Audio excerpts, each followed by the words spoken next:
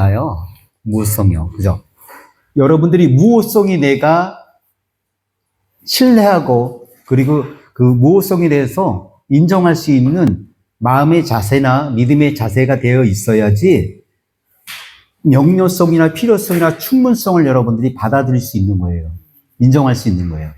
내가 무호성을 인정하지 않아. 그러면은 명료성이나 필요성, 충분성에 대해서 내가 못 받아들일 수 있는 거예요. 그렇기 때문에 지난번에 수업할 때 제가 제일 중요한 수업이 뭐냐면 무호성이다. 그러니까 조직신학에 보면 큰 테두리가 있잖아요. 큰 테두리. 뭐 신론, 기독론, 인간론 뭐 이렇게 쭉 종말론 뭐 이렇게 있는데 그 안에 보면 소파트가 있잖아요. 소파트 중에서 이제 저희가 한 게 뭐냐면 계시론이라고도 하고 성경론이라고도 하는 거예요. 그러면 성경론, 계시론 안에서 가장 중요한 소파트가 뭐냐면은 무호성이에요.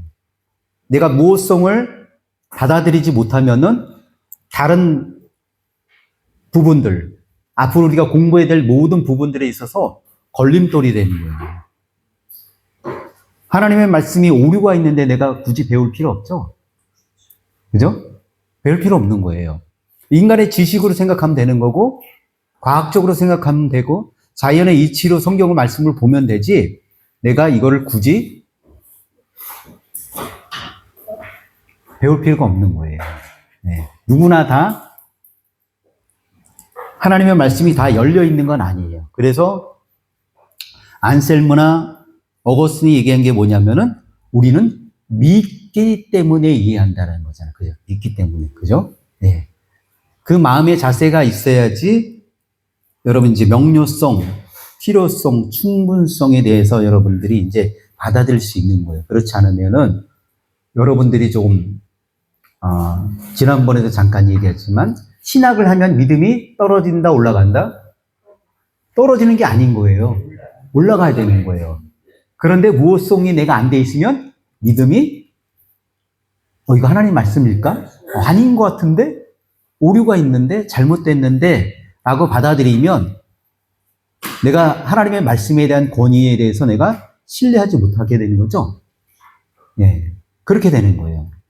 신학이란 학문은 우리에게 분명히 하나님을 알 수 있도록 알려주는 학문이에요. 그래서 우리가 하나님을 알면 알수록 우리가 그 하나님의 위대하시고 하나님의 위대하실 뿐만 아니라 무한하시고 영원하시고 그 안에 사랑과 은혜와 자비와 긍휼과 선하심과 인자심과 그 인내하심이 엄청나게 풍부하고 풍부한 그것을 통해서 우리를 사랑하신 하나님이라는 사실을 우리가 깨닫게 되는 거잖아요. 무호성이 있게 되면은, 그 무호성을 인정하지 않게 되면은 이게 어렵게 되는 거죠. 오늘은 명료성이에요. 명료성. 명료성, 필요성, 충분성입니다.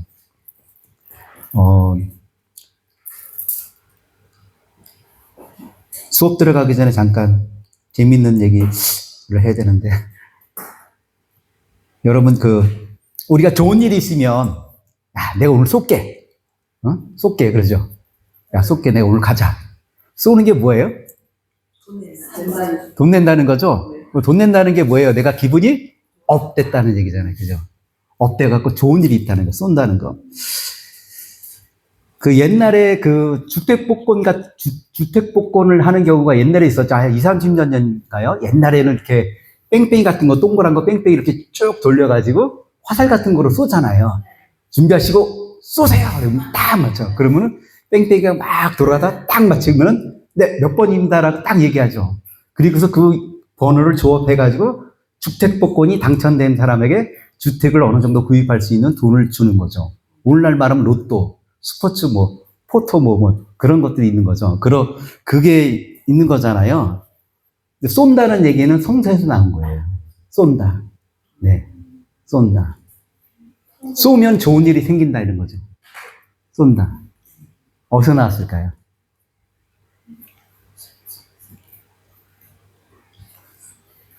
엘리사가 이제 자신의 생명이 다 다했을 때 누구 찾아가죠? 누구 왕? 누구죠? 요아스 왕을 찾아가자. 네, 요아스.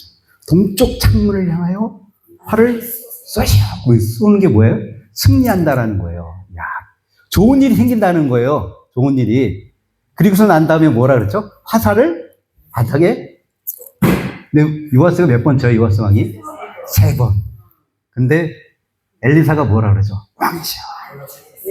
5번에서 6번 이상을 쳤었으면 아랍을 진만 했을 텐데 3번 치는 바람에 승리는 하긴 하지만 3번만 승리하고 진멸은 못하게 됩니다. 라고 말하는 거예요. 그러니까 여러분 쏠 때 팍팍팍 쏘라는 거예요. 알았죠? 네? 팍팍 쏘라는 거예요. 그래야지 좋은 일이 팍팍 생기고 하나님이 축복해 주신다는 사실이에요. 그죠? 준비하시고 쏘세요가 어디서 났어요? 네, 성경에서 나온 거예요. 성경에서. 세상 용어가 아닌 거예요, 여러분. 잘 하셔야 돼요. 잘 하셔야 돼요. 오늘 내가 쏜다. 엘리사가 와갖고 창문 딱 열고 쏘시오. 했더니 복권이 당첨됐어. 야, 좋은 일이 생긴 거죠? 네. 예, 성경에 있는 용어들을 잘 이해하셔야 돼요. 잘 이해하셔야지 여러분들이 재미있는 얘기도 하고 성서 해석도 잘 하게 되는 거죠. 이제 수업 들어가겠습니다. 성경의 명료성. 성경이 구원과 신앙생활에 필요한 핵심 진리를 충분하고도 분명하게 전달하고 있다라는 그런 교리인 거예요. 또한 성경의 명료성은 성경의 모든 부분이 똑같이 다 쉽다 그런 뜻은 아니고요. 구원에 필요한 진리는 누구나 읽고 이해할 수 있도록 충분히 분명하게 기록되어 있다라는 거죠. 네. 그러면은 누구나 다 알 수 있냐죠. 1번에 보면 성경의 명료성이 의미하지 않는 것. 모든 구절이 쉬울까요? 그렇지 않죠. 그죠? 누구나 같은 해석에 다 도달할 수 있을까요? 아니죠. 그건 연구가 필요 없다. 쉬우니까, 명료하니까, 너무나 쉬우니까 굳이 연구할 필요 없다? 아니죠. 원어와 역사와 문화 연구가 불필요하다? 필요하죠. 실제 성경에는 이해하기 어려운 부분들도 있습니다. 베드로후서 3장 16절에 보면 그 중에 알기 어려운 것이 더러 있으니라고 말합니다. 여러분.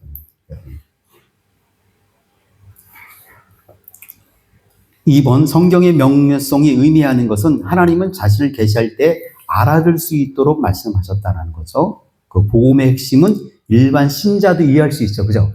일반 신자들도 가장 핵심적인 부분들은 우리가 다 일반적으로 쉽게 다 알 수 있죠. 그죠? 믿음 안에서요. 믿음 안에서. 믿음 바깥에서 말고 믿음 안에서는 다 우리가 복음의 핵심은 다 알 수 있습니다. 성령께서 말씀을 깨닫도록 하시기 때문이죠. 그리고 성경은 성경으로 해석해야 됩니다. 라고 말합니다. 성경의 근거는 신명기 30장 11절에서 14절, 10편 119편 105절하고 10편 119편 130절, 마태복음 22절 32절, 디모데후서 3장 15절 말씀에도 있죠. 그리고 종교개혁자들도 얘기해 있어요. 마틴 루터는 성경이 평범한 그리스도인에게 열려 있다라고 보았습니다. 존 칼빈은 성령의 조명을 통해 신자가 성경의 핵심 진리를 이해할 수 있다라고 했습니다. 5번 현대 신학에서의 논쟁, 성경의 명료성을 비판하는 사람들은 이렇게 말하죠. 명료성에 대해서 비판하는 사람들입니다. 교파마다 해석이 다르지 않냐라고 말하죠. 중요한 교리도 의견이 다르지 않냐. 따라서 성경이 그렇게 명료하지는 않지 않냐라고 이제 비판하는 거죠. 그 비판에 대해서 말하는 사람들을 이제 변론하는 사람들이 이에 대해서 옹호하는 거죠. 복음의 핵심은 비교적 분명하다. 하나님과 죄, 그리스도 구원에 이런 부분들은 분명하다는 거죠. 논쟁의 대부분은 주변적이거나 어려운 본문에서 발생한다고 말합니다. 그러니까 대부분의 논쟁은 주변적이라는 게 뭘까요? 주변의 환경.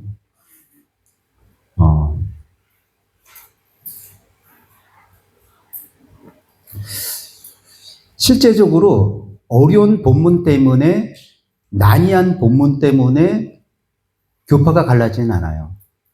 동방 종교하고 서방 카톨릭이 그렇게까지 대립하고 그러진 않았었어요. 서로 존중하고 인정해주고 했지만은 동방교회가 있고 서방교회가 있는데 이렇게 있으면은 거기에 수장을 뽑아야 되잖아요. 뽑기가 쉬울까요? 어려울까요? 네, 그런 거예요. 그러다 보면 어떻게 되는 거죠? 어떻게 돼요? 많은 교단들이 갈라지는 거진 비슷한 이유지만은 교리적인 부분 때문에 갈라지기보다는 어떤 자리 때문에 갈라지는 경우가 많은 거예요. 동방교회나 서방교회도 마찬가지. 물론 동방이나 서방교회가 삼일체론이 약간 다르긴 달라요. 하지만 그것 때문에 그들이 갈라지거나 그러진 않았었지만은 어떤 갈라지게 된 부분은 서로의 자존심을 건드리는 일 때문에 갈라지게 된 거예요. 그렇기 때문에 다양성은 있는 거예요. 다양성은 있게 되는 거죠. 그죠? 다양성을 우리가 인정해야 되는 거지, 그것이 그 차이로 말미암아 서로 이렇게 분쟁하고 서로 다투고 그럴 정도는 아닌 거예요, 여러분. 그래서 항상 다양성을 인정할 수 있어야 되는 거예요. 다른 부분에 대해서. 그리고 인간의 유한성, 죄성, 선입견, 이런 것들이 어떤 명료성에 대해서 우리가 잘 이해하지 못하게 되는 이런 걸림돌이 될 수 있는 거죠. 요약하겠습니다. 성경의 명료성이란 성경의 모든 부분이 쉬운 것이 아니지만 구원과 신앙생활에 필요한 하나님의 핵심 진리는 일반 신자도 이해할 수 있도록 충분히 분명하게 기록되어 있다는 교리입니다. 그러나 여러분, 이건 아셔야 돼요. 뭐가 있냐면 디모데후서 3장 여기 15절 16절에 보면은 가장 기본적인 이거는 그 말씀을 이 뒤에서 얘기하는 게 더 나을 수도 있겠는데 뒤에 가서 얘기해도 되겠다. 두 번째, 구약에서의 성경의 명료성을 하겠습니다. 구약에서 성경의 명료성은 중요한 주제입니다. 다만 신약처럼 체계적인 교리 형태로 표현되진 않았고 하나님께서 율법과 말씀을 백성에게 이해하고 순종할 수 있도록 주셨다는 방식으로 나타납니다. 1. 구약의 핵심 관점. 하나님은 이해할 수 있도록 말씀을 주셨다. 구약의 명료성은 한마디로 이렇게 말할 수 있죠. 하나님은 자기 백성들이 듣고 배우고 기억하고 순종할 수 있도록 말씀하셨다는 거예요. 하나님은 율법과 말씀을 통해서 특별한 계층에만 주는 그런 것이 아니라 온 백성, 이스라엘 백성들에게 다 말씀하셨고 그 말씀하신 그 부분이 언약이라는 부분으로 얘기가 되는 거죠. 언약.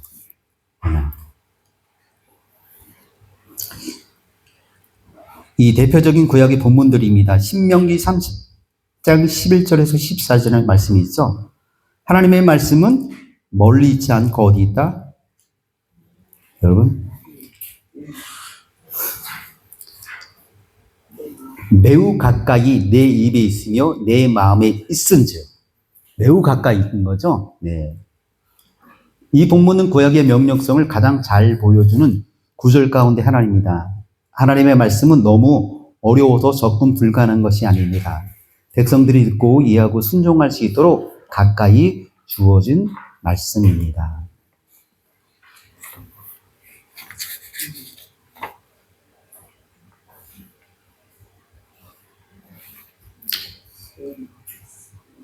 (3페이지) 보겠습니다.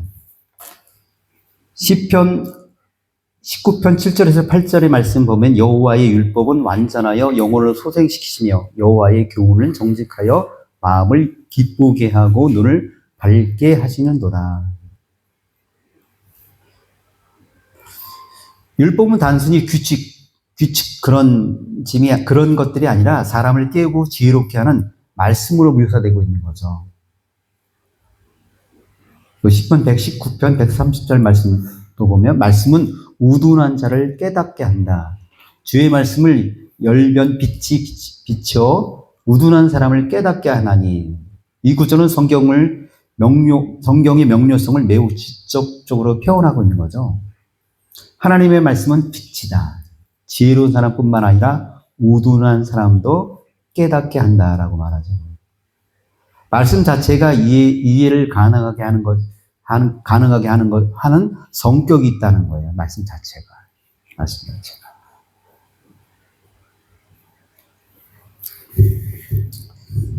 참, 구약의 명령성은 어떤 범위인가요? 구약은 특히 언약과 순종에 필요한 핵심 진리를 분명하게 전달하고 있습니다. 구약에서 분명하게 드러나는 핵심은 하나님이 유일한 창조자이시다. 창조자. 그리고 그 창조자이신 하나님은 이스라엘 백성과 언약을 맺었다는 사실이에요. 이스라엘 백성과 언약을 맺었다. 우상을 버리고 하나님을 섬겨야 된다는 거죠. 오직 유일하신 하나님, 야훼 하나님을 섬겨야 된다는 거예요. 그리고 율법을 사랑하고 율법에 순종해야 된다는 거죠. 그리고 죄를 짓게 되면 죄에 대한 심판을 받게 되는 것이고, 그리고 빨리 회개해야 된다는 거죠. 그리고 하나님은 그 안에서 또한 메시아를 주시겠다는 새 언약을 주시죠. 그죠? 이런 중심의 메시지는 반복적으로 구약에 기록되어 있는 거예요. 반복적으로. 그런데 왜 구약이 어렵게 느껴질까요? 명료하다라고 하는데 어렵다고 할 수 있죠. 왜 어려울까요? 일본 고대 문화와 역사적 배경 때문인 거예요. 고대 근동의 풍습이나 제사제도, 왕정, 전쟁의 문화 등을 모르면 이해할 수가 쉽지가 않죠. 여러분 성경 통독하다 보면 제일 어려운 부분이 어디예요? 구약에서요. 네, 그죠? 창세기, 출애굽기, 레위기에서 제일 어려운 것. 말도 어렵고 이게 뭔만 하는 건지 굉장히 어려워요. 그죠? 이 레위기 제사제도예요. 제사제도. 제사제도를 잘 모르기 때문에 우리가 이것이 어떤 걸 말하는지 잘 이해하기도 어려운 게 사실적인 거예요. 이게 제사제도라는 거. 뿐만 아니라 시편이나 잠언, 예언서 같은 경우도 보면은 상징적인 문자들이 많아서 어떤 부분은 좀 쉽게 이해할 수 있는데 어떤 부분은 좀 난해하죠. 이게 뭘 말하는 건지 잘 모르는 게 당연한 거예요. 그거는요. 하나님의 계시는 한 번에 완성되지 않고 점차적으로 드러나게 되어 있습니다. 메시아와 복음의 의미는 신약에서 분명히 드러나는 거죠. 계속해서 하나님의 말씀은 점진적으로 계속해서 열려져 있는 거예요. 열려져 있는 거예요. 또 왜 어렵냐? 인간의 재성과 선입견 때문이에요. 성경 자체의 명령성이 부족한 것이 아니라 인간의 이해할 수 있는 그 한계가 있는 거예요. 유한하기 때문에.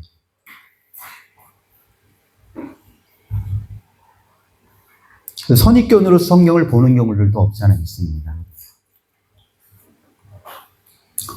종교개혁 전통에 의해 종교개혁자들은 구약과 신약의 모두가 아주 명료하게 적용된다고 봐왔죠. 그렇죠? 구원의 길한 핵심적인 진리가 분명하고도 충분하게 나타나 있다고 말합니다. 세부적인 예언, 상징, 역사적 난제 같은 거 이런 것들은 연구하고 해석이 필요한 거죠. 예를 들어 하나님을 사랑하고 우상을 버리라는 메시지는 명확하죠. 그러나 에스겔서에 나와 있는 환상이나 다니엘서의 숫자 예언은 해석하기가 어려운 부분이에요. 진짜 난해한 부분들인 거예요.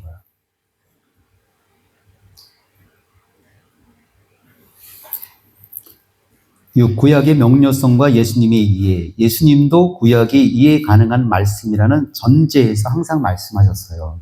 그래서 너희가 성경에서 영생을 얻는 줄 생각하고 성경을 연구하거니와 이 성경이 곧 내게 대하여 증언하는 것이다 라고 말씀합니다. 그러나 우리가 이제 뒤에 가서 이제 얘기하겠지만 어려운 부분들은 있긴 있는 건 사실이에요. 그러나 그 어려운 부분들이 아주 우리가 이해할 수 없는 것도 아닌 거예요. 그죠? 그래서 우리가 공부를 하는 거죠. 신학이란 학문을 하는 것이고.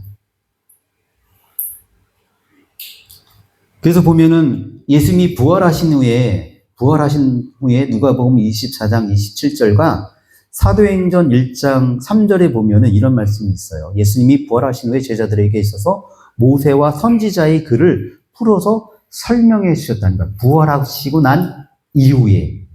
부활하시고 난 이후인 거예요. 그럼 부활하시고 난 이후에 얼마만큼 제자들을 예수님이 특별 교육을 하셨냐면은 사도행전 1장 3절에 보면 며칠 동안? 40일 동안. 40일 동안. 아주 특별 교육 시킨 거예요. 특별 교육. 하나님의 나라에 대해서. 하나님의 나라가 어떤 건지 제자들에게 40일 동안 가르치신 거죠. 예수님이 직접 가르치신 거예요. 부활하신 이후에. 아주 특별 지도를 받은 거예요. 개인 지도 같은 식으로 하죠. 특별 그냥 정의 코스들 해서 가르친 거죠.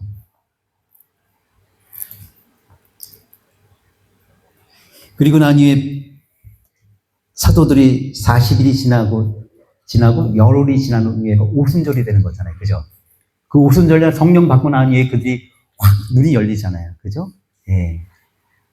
눈이 열리게 되는 거예요. 예수님이 가르쳐 주신 그 말씀들이, 구약에 있는 말씀들이 어떠한 말씀인지 그들이 이제 눈을 뜨게 된 거죠.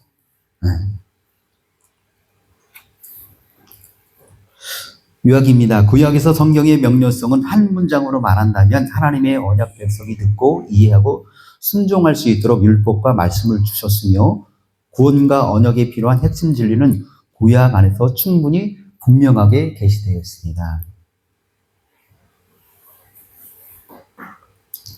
3. 신약 성경의 명료성. 신약 성경의 명료성이란 하나님께서 예수 그리스도를 통한 구원의 진리를 사람들이 이해할 수 있도록 충분히 분명하게 계시하셨다는 의미입니다. 구약의 명료성이 하나님의 언약과 율법의 중심으로 나타난다면 신약의 명료성은 예수 그리스도와 그 복음으로 나타난다는 거죠. 보다 더 명료하게 나타나는 거죠. 명료하게. 구약에 있는 말씀이 신약의 말씀을 통해서 더 명료하게 볼 수 있는 거예요.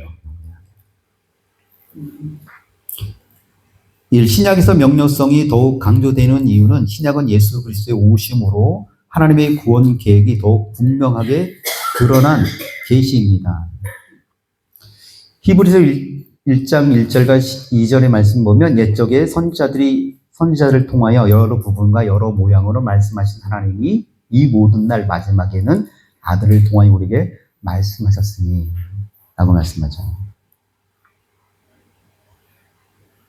구약에선 그림자와 예표로 나타났지만 신약에서는 더욱 명확하게 실체로 나타난 거예요. 그래서 우리가 잘 아는 것처럼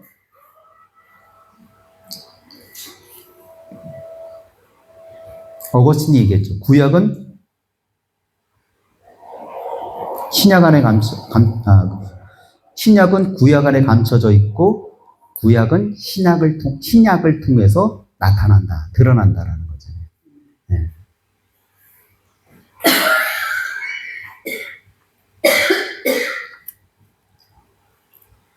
예수님의 가르침의 명료성입니다. 예수님은 종종 비유를 사용하셨지만 구원의 핵심 진리는 분명하게 선포하셨습니다. 예를 들어서 우리가 잘 아는 것처럼 하나님 사랑, 이웃 사랑, 회개, 믿음, 하나님의 나라, 영생 등은 반복적으로 명확하게 가르쳐 주셨습니다. 예수님이 종종 또한 말씀하셨죠. 너희가 읽지 못하였느냐, 구약의 말씀을 읽지 못하였느냐라는 말을 계속 반복하신 거예요. 그거는 뭐냐? 너희들이 이해하고 있다는 거잖아요. 그죠? 너희들이 알고 있지 않냐? 구약의 말씀을 알고 있지 않냐라는 전제하에 예수님이 말씀하신 거는 분명히 알고 있다는 사실이죠. 사도들도 마찬가지였던 거예요. 사도 바울도 고린도후서 1장 13절에서 우리가 쓰는 것은 너희가 읽고 아는 것 외에 다른 것이 없다. 알고 있다라는, 읽고 알고 있다. 에베소 3장 4절에도 보면 그것을 읽으면 내가 그리스도의 비밀을 깨달은 것을 너희가 알 수 있으리라 말합니다. 사도들은 자신들의 가르침이 신자들에게 분명하게 이해되고 있다는 것을 알고 있는 거죠.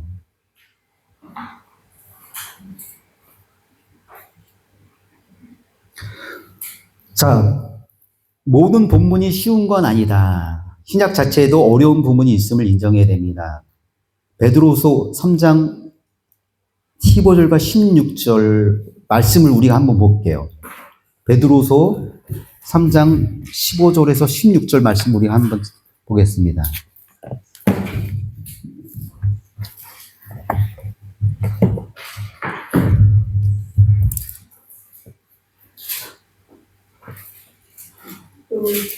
잠깐만요.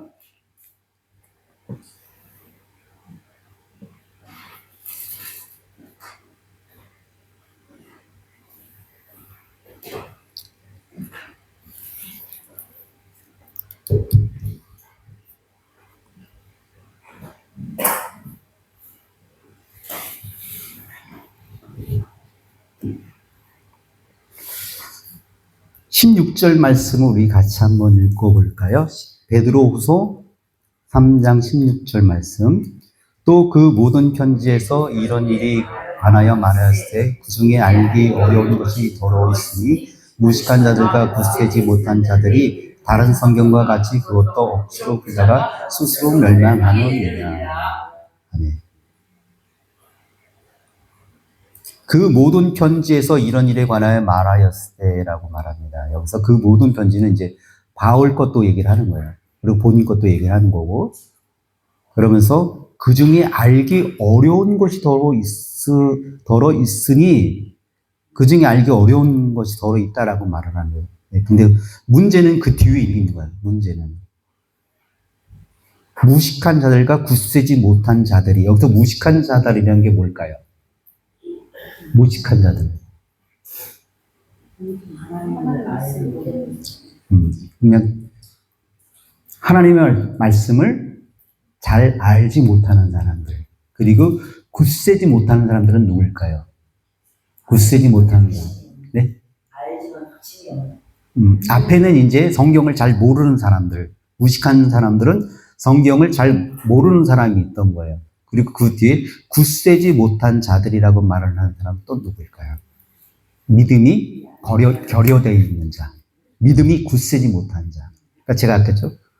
성경을 믿음 안에서, 성령으로 거듭난 이성 안에서 해야 되는데, 보면은, 여기 보면은, 성경을 잘 모르는 사람들, 그리고 믿음에 굳세지 못한 사람들이 뭘 한다는 거예요? 그거를 억지로 풀다가 스스로 파멸하거나 멸망한다라는 얘기죠.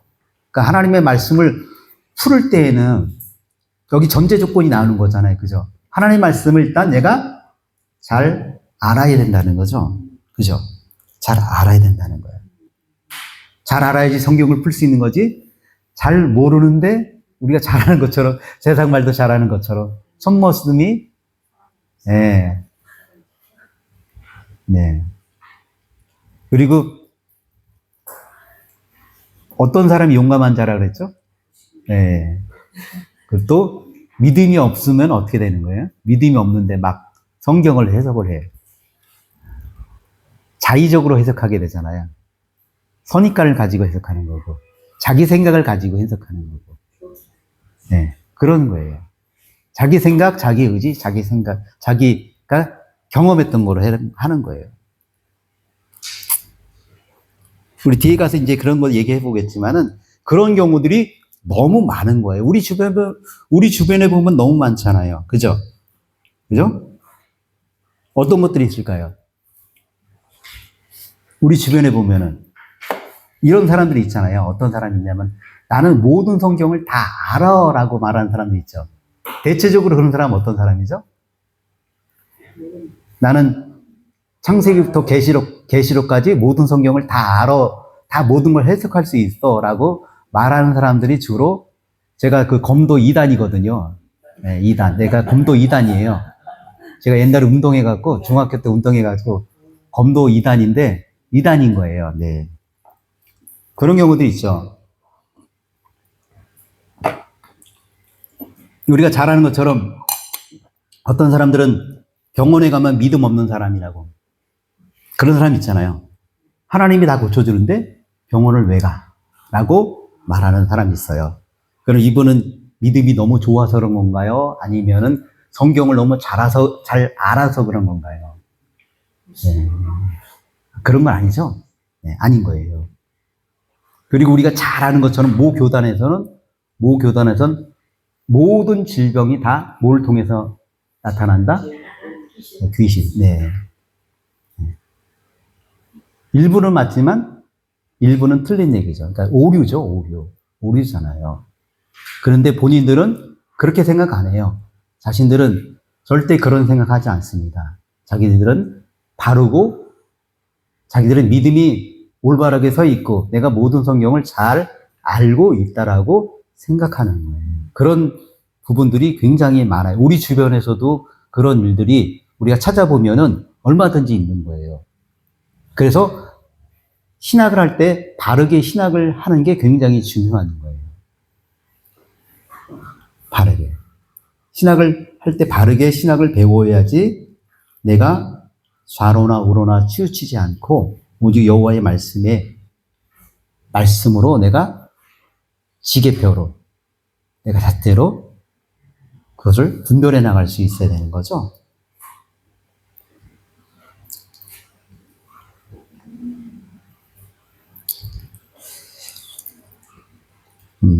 5번 보겠습니다. 신약에서 가장 명료한 부분. 신약은 특히 구원에 관한 진리를 매우 분명하게 말하고 있습니다. 사람은 죄인이다. 예수는 하나님의 아들이시다. 예수님 십자가에 죽으셨다. 예수님은 부활하셨다. 믿음으로 구원받는다. 회개와 믿음이 필요하다. 이런 핵심은 신학이 전체적으로 신약 성경에서 반복하고 있는 내용인 거예요. 6번에 보면 그 도표 있죠. 신약과 구약의 명력 비교성.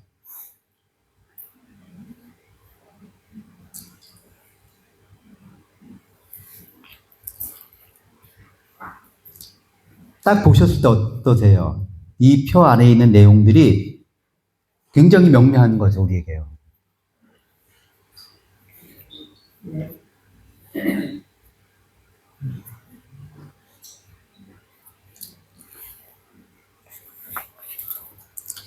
오늘 중요한 거, 오늘 이제 그 명료성 할 때 제일 중요한 부분이 이제 4번, 성경을 바르게 이해하기 위한 요건인 거예요. 요건. 성경의 명료성을 믿는다고 해서 아무 준비 없이 읽기만 하면 항상 올바르게 이해된다는 뜻은 아닙니다. 성경 자체도 바른 이해를 위해서 몇 가지 중요한 요건이 있는 거죠. 요건이 있는 거예요. 볼까요? 성령의 조명이 있어야 되는 거예요.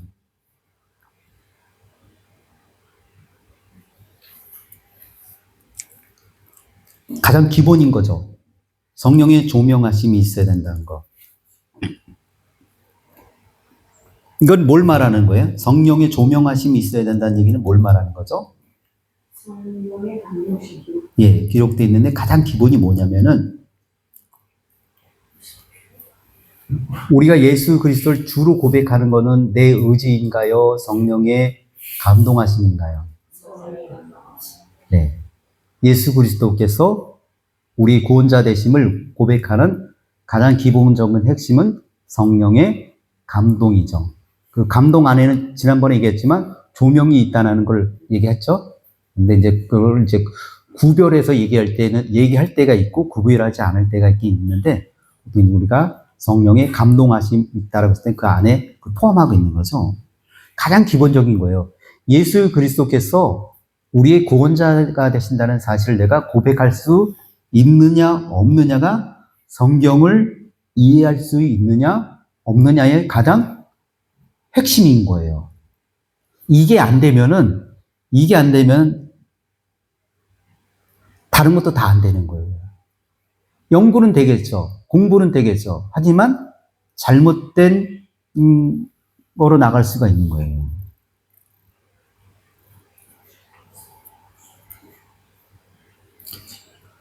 성령께서 내 눈을 열어 주의 율법에서 놀라운 것을 보게 하소서. 진리의 성령이 오시면 그가 너희를 모든 진리 가운데로 인도하시리라. 성령의 조명은 새로운 계시를 주는 것이 아니라 기록되어 있는 말씀을 깨닫게 해주시는 거예요. 깨닫게 해주시는 거예요. 그러면서 이제 중요한 부분들이 더 나오죠. 내가 성경을 대할 때 어떻게 대해야 되느냐? 겸손해야 되는 거예요. 하나님의 말씀이기 때문에.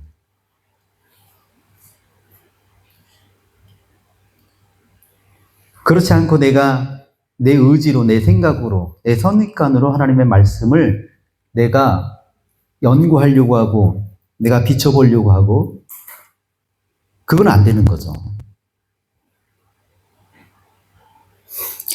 하나님은 교만한 자를 물리치시고 겸손한 자에게 은혜 주신다고 말씀합니다. 성경 앞에서 자신의 생각을 절대화하지 않고 배우려고 하는, 순종하려고 하는, 뒤에 나오지만 배우려고 하는 자세가 필요한 거죠. 주님 말씀하셔서 내가 듣겠나이다. 하나님 말씀하셔서 듣겠나이다는 거예요. 여러분들 방언기도 하세요? 방언기도 하시는 분. 네. 방언기도의 최종 목적이 뭐죠? 성령님의 인도하심.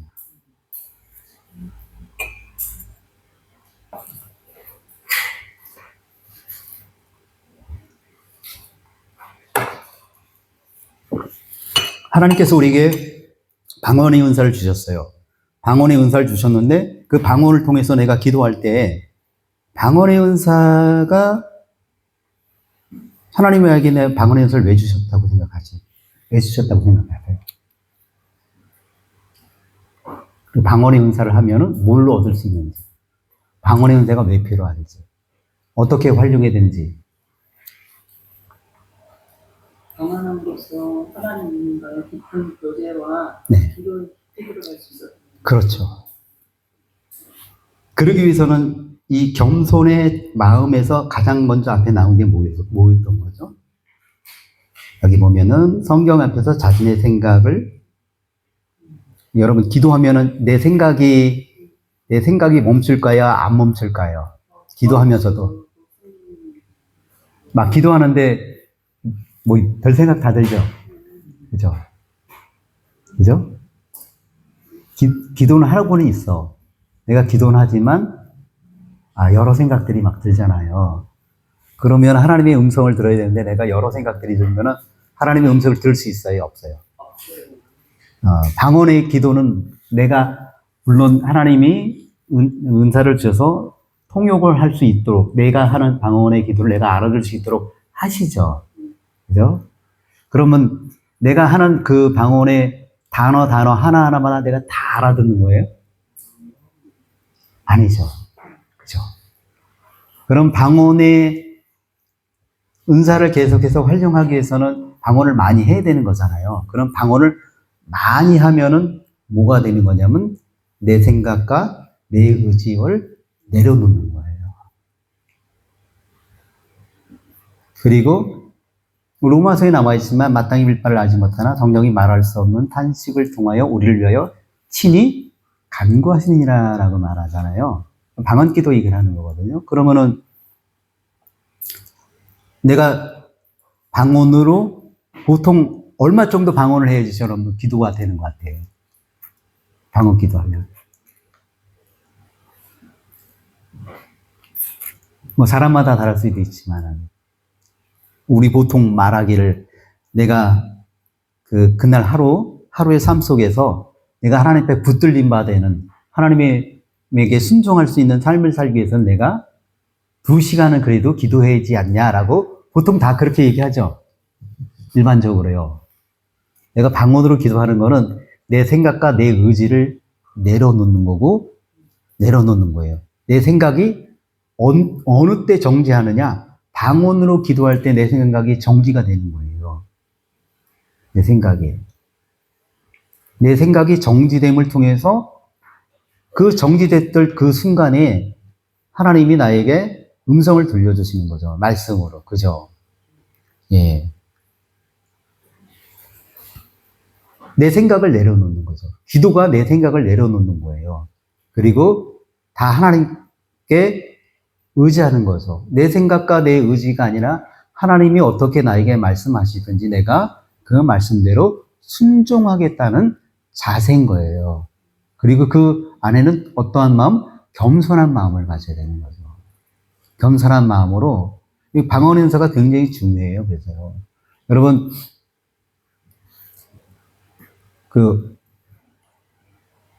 혹시 제가 잘 보는 테레비 프로그램이 있었다 그랬죠? 세계 테마기행, 그리고 벌거벗은 세계사. 이걸 제일 많이 봐요. 제일 많이 보는데, 여러분, 트리키죠? 터키라고 하고, 트리키라고 하고, 거기 가면 스피니즘이라고 하나? 거기 가면 꽃갈콘 춤 추는 거 아세요? 꽃갈콘 춤 추는 거? 아세요? 꽃갈콘. 남자가 치마 같은 거 입고 나와가지고 춤추는 거 있잖아요. 네, 그게 무슨 춤인 줄 아세요? 그게? 우리는 잘 모르죠. 그냥 가면 남자가 나와가지고 뭐 음악에 맞춰갖고 막 치면서 계속 이렇게 돌잖아요. 도는 거 춤추는 게 있는데. 혹시 보셨어요? 못 봤어요? 못 보신 분들이 더 아는 것 같은데. 춤추는 게 있어요. 트리키의 전통 춤이라고 얘기를 해요. 전통 춤이라고 얘기해서 아주 이제 우리나라 말하면 무슨 춤이라고 해야 될까? 그런 춤을 추는 건데 그 춤을 추는 이유가 있어요. 그 춤을 추는 이유가 뭐냐면은 내 생각을 내려놓고 내 생각을 정지시키는 거예요. 그래서 뭐 하냐? 신하고 합의를 하는 거예요. 신하고 합의를 하기 위해서 그 춤을 추면은 무아지경의 세계로 들어가서 내 생각과 내 의지를 다 내려놓고 신과 접촉하기 위해서 그 춤을 추는 거예요.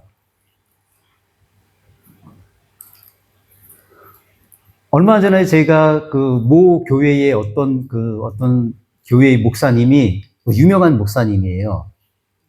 내가 우연찮게 그 목사님의 강의 아닌 강의를 들었는데, 원래 거기가 이제 은사를 인정하지 않은 교회예요. 은사를 인정하지 않은 교회인데, 그 목사님이 방언 기도에 대해서 부정적으로 얘기를 하기 위해서 이렇게 얘기를 해요. 어떻게 얘기를 하냐면은, 과학적으로 증명된 거라는 거예요. 미국에서 방언 기도하는 사람의 이 뇌에다가 뇌파 검사하는 거 있잖아요. 이렇게 뇌 꽂아가 이렇게 해서 하는 거 있잖아요. 그걸 했는데, 방언 기도를 할 때에 어떻게 되느냐? 뇌가 정지가 된다는 거예요. 과학적으로. 그러면서 그 목사님은 딱 하는 얘기가 뭐냐? 이거 방언 기도하고 잘못하면 죽어요. 뇌가 정지가 되면 죽겠습니다. 이러는 거예요. 죽는다고. 거꾸로 생각해 보세요. 거꾸로요. 거꾸로 생각하면 뭐죠? 뇌가 정지가 된다는 게 뭐예요? 내 생각, 내 의지, 내 거 다 내려놓는다는 거예요. 그때 하나님을 만난다는 거예요.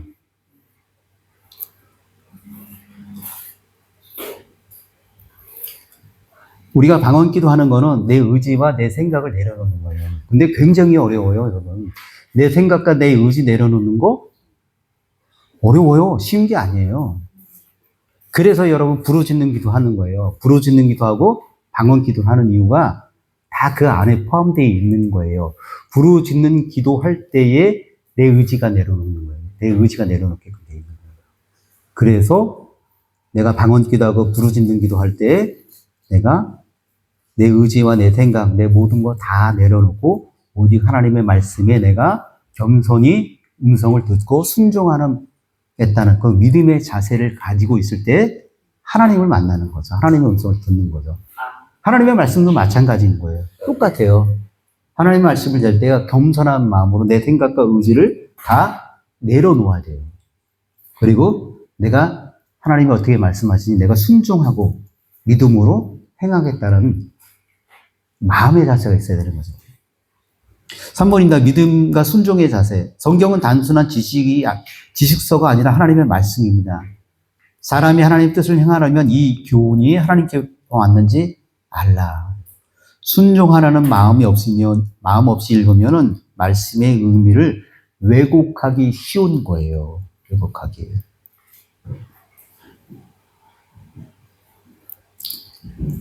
한 가지 더 예를 들어볼까요? 여러분 조지 물러 아죠? 조지 물러. 이 사람의 대표적인 책이 뭐죠? 예, 5만 번 기도 응답을 받은 사람이에요. 5만 번 기도 응답을 받은 사람. 근데 이 조지 밀러가 이 5만 번의 기도 응답을 받은 이유에 대해서 얘기할 때 가장 대표적인 성경 말씀을 얘기해요. 성경 말씀. 어디일까요? 어느 성경 말씀을 가지고 이 조지 밀러가 내가 기도를 얼만큼 5만 번을 응답받았다라고 말할 때 이 조지 밀러가 하는 얘기가 뭐냐면 요한복음 15장 7절 말씀이에요. 요한복음 15장 7절 말씀. 네.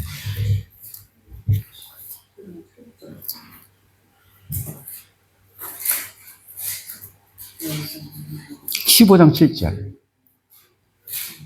너희가 내 안에 거하고 내가 내 안에 거하는 것이 원하는 네. 뒤에가 중요한 게 아니에요. 무엇인지 원하는 대로 구하라. 이건 내 생각인 거예요. 그죠? 이게 기복신앙인 거예요. 잘못하면요.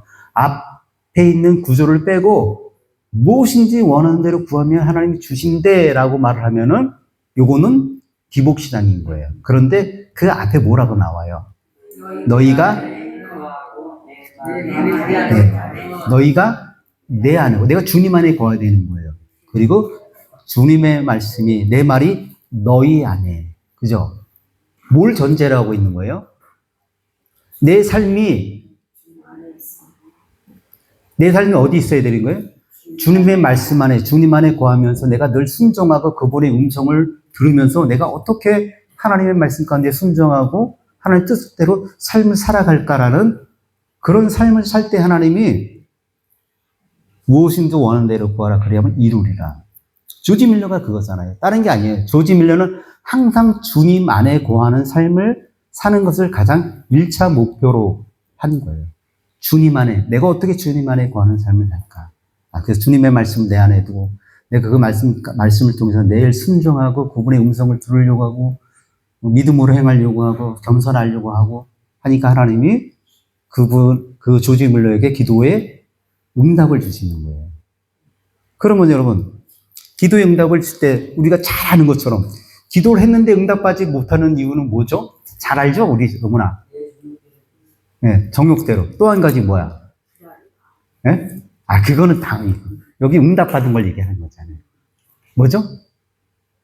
정욕으로 구하는 것뿐만 아니라 그 앞에 보면은 뭐가 나오죠? 뭘 요동친다, 뭐 어쩌다, 뭐 두 마음이다, 어쩌다. 그죠? 믿음. 정한 믿음이 없는 거잖아요. 근데 하나님의 말씀은 정함이 있는 거잖아요. 그죠? 그죠? 그러니까 조지 밀러가 하나님의 말씀으로 기도하니까 하나님이 다 응답하셔서 그 고아들을 다 책임져 주신 거예요. 고아들을. 아니 조지 밀러가 구할 때 자기 정욕을 위해서 구한 사람 아니잖아요. 그죠? 그 아이들을 위해서. 그리고 뿐만 아니라 그 구하기 전에 뭐가 있었던 거예요? 응? 너희가 내 안에 거하고 내 말이 너희 안에 거하는 삶을 살아는 거예요. 조지 밀러는요. 굉장히 경건한 삶을 살았던 사람인 거예요. 그 삶이 전제되어 있기 때문에 하나님이 응답하신 것이고 그리고 축복을 받은 거죠. 이것이 돼야 된다는 거예요. 성경도 마찬가지인 거예요. 내가 하나님의 말씀을 대할 때 항상 그렇게 돼야 된다는 거예요. 그래서 여러분 성경이라는 거는 성경을 이해하지 못하는 부분은 아까 처음에 얘기했지만 믿음의 결여가 됐을 때 성경을 이해하지 못할 수 있는 거예요. 그죠? 또한 인간이기 때문에 이해성이 부족하기 때문에 결여될 수도 있고 선입관이 있기 때문에 결여될 수도 있을 수 있는 거예요. 그러나 우리가 예수 믿고 변화받아서 그리스도 안에 성령 안에 거하면은 우리의 이해력이 증진되는 거죠. 우리의 이해력이 확대되는 거예요. 그리고 불순종이 아니라 순종하려고 하는 것이고 믿음이 결여된 것이 아니라 믿음으로 하나님의 말씀을 받아들이려고 하기 때문에 우리가 하나님의 말씀을 더 확고히 알 수 있는 거예요. 근데 그것만으로 끝나면 안 되는 거예요. 그 다음에 뭐냐? 여러분 우리가 공부를 해야 되잖아요. 그죠? 공부를 해야 되는 거예요. 신학이라는 학문을 공부를 해야지 더 많이 알 수 있게 되는 거예요. 그러니까 기본 자세가 중요한 거예요. 우리가 지난번에 얘기했지만 성경이 무엇성 얘기할 때, 그죠? 여러분이 자세가 중요한 거예요. 자세가 되지 않으면은 무엇성에 대한 부분을 내가 인정하지 않게 되면은 여러분, 내가 하나님의 말씀을 받기가 어려운 거예요. 말씀의 명료성도 마찬가지인 거예요. 말씀의 명료성도. 4번 문맥을 고려하기. 많은 오해는 문맥을 무시할 때 발생합니다. 앞뒤 문맥, 책의 전체적인 문맥, 성경 전체 문맥을 살펴봐야 됩니다. 지난번에 그 우사 한번 물어보셨죠, 우사. 그러면은 그냥 성경의 전체적인 문맥을 봤을 때 우사가 왜 죽게 됐느냐? 가장 기본적으로 생각하는 거예요. 성경 안에 있는 말씀을 통해서 우리가 보면은 뭐냐면은, 블레셋들이 법궤를 뭘로 갖고 왔죠? 그러면 우리는 뭘로 해야 되는 거예요? 그렇죠. 그럼 법궤 매는 그 저기가 있잖아요. 도구가 있잖아요. 그리고 누가 매는 거죠? 네, 아무나 매는 게 아니에요. 아무나 매는 게 아닌 거예요. 그런데 블레셋들이 갖고 와, 야 이거 가져가.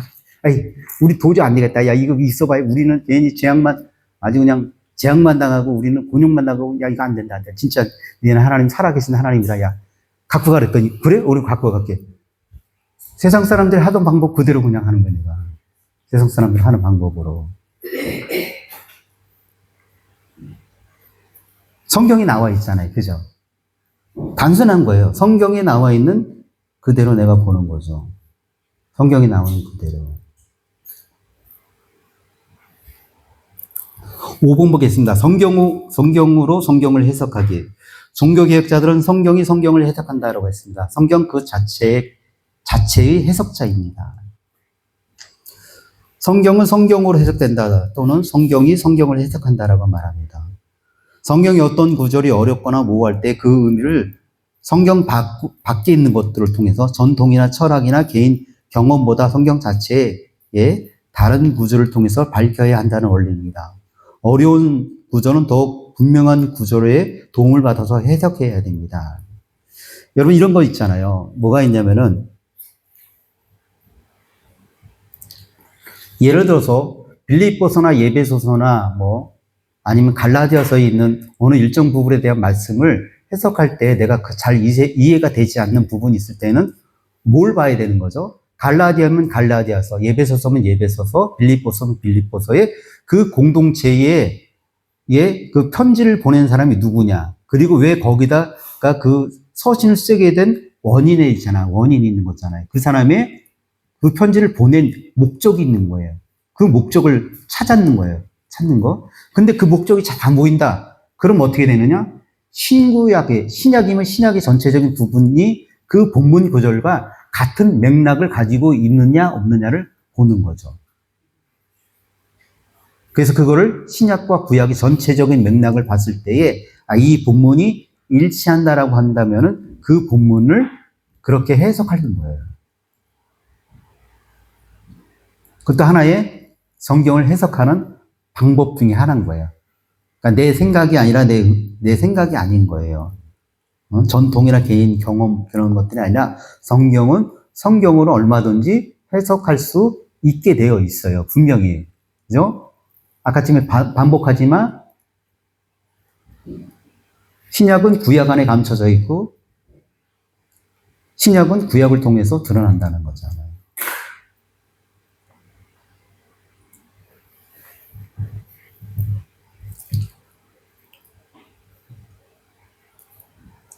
(6번) 역사적, 문화적 배경의 이해입니다. 성경은 실제 역사 속에 기록되어 있습니다. 유대 문화, 고대 근동의 문화나 헬라나 로마 문화, 당시 종교적 상황을 알면 본문의 의미가 훨씬 더 분명해질 수 있습니다. 7번 원래 저자의 의도 파악. 성경 해석의 첫 질문은 이 본문이 오늘 나에게 무엇을 말하고 있는가 아니라 저자가 원래 독자들에게 무엇을 말하려고 하는지에 대한 부분이죠. 원래 의미를 파악한 후에 오늘 나의 삶 속에 적용할 수 있는가를 생각해 보아야 합니다.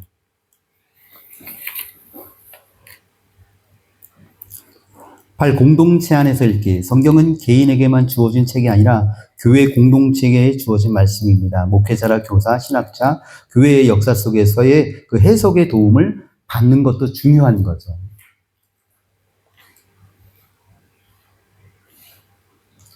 그러니까 전통이라고 얘기할 수도 있지만 어떤 공동체 안에서 해석을 내가 해석하지 못할 때 다른 부분을 통해서 내가 해석의 도움을 받아야 된다는 거예요.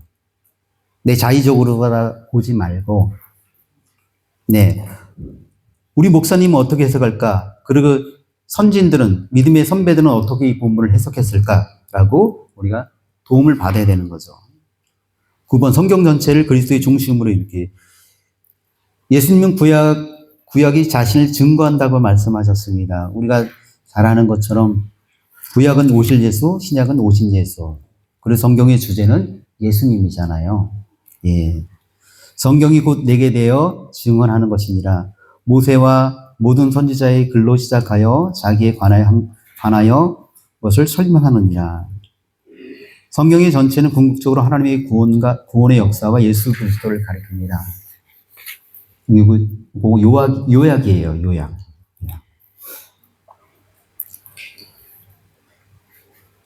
이 육군들은 성경의 명료성을 부정하는 것이 아니라 하나님께서 주신 명료한 말씀을 더 정확하게 이해하기 위한 수단들이라고 말할 수 있습니다.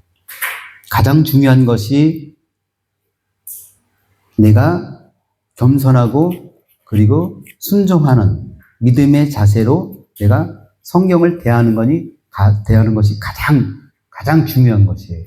그것이 내가 성경의 명료성을 내가 이해할 수 있느냐 없느냐의 가장 기본인 거죠. 그랬을 때 성령께서 조명해 주시는 것이고 성령께서 깨닫게 해 주시는 것이에요. 그리고 난 이후에 나머지 부분들은 2차적인 부분들인 거예요. 나머지 부분들은 주석을 하거나 앞뒤 문맥을 보는 거나 다른 부분들은 다 2차적인 부분이죠. 그죠? 가장 중요한 거예요.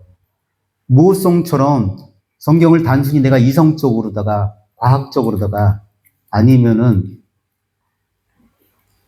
역사적으로만 단순하게 이해해서 성경을 보려고만 하면 안 되는 거잖아요. 그죠?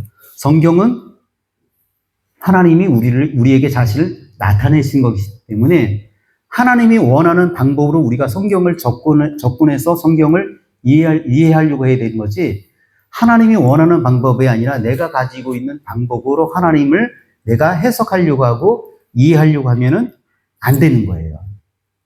그거는. 잘못하면 자의적 해석이 되죠. 아까 전에 성경을 모르는 사람이 성경을 해석하면 안 됩니다. 믿음이 결여되어 있는 사람이 성경을 해석하면 안 됩니다. 억지로 해석하다가 어떻게 되느냐? 스스로 멸망하거나 파멸된다는 얘기는 뭐예요? 결과적으로 오류를 낳는다는 거잖아요. 오류적인 해석을 하게 된다는 거예요. 오류적으로. 멸망과 파멸이라는 얘기는 결과적으로는 억지로 해석하니까 다른 해석을 하게 되는 거예요. 다른 해석들. 다른 해석을 하는 사람들 많잖아요. 네. 많잖아요. 옛날에 여러분 잘 알잖아요. 이 무슨 아저씨가 뭐 며칠 날에 주님이 오신다 그래가지고 막 MBC에서 막 PD 수첩에서 막 거기 현장 가가지고 막 촬영하고 막 하는데 안 왔어. 자의적인 거예요. 성경을 모르는 거고 믿음도 결여되어 있는 거죠. 그죠? 그러니까 당연히 성경을 오류, 자의적으로 해석할 수밖에 없는 거예요. 예.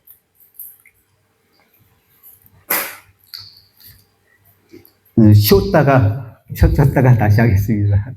아니, 권하시죠?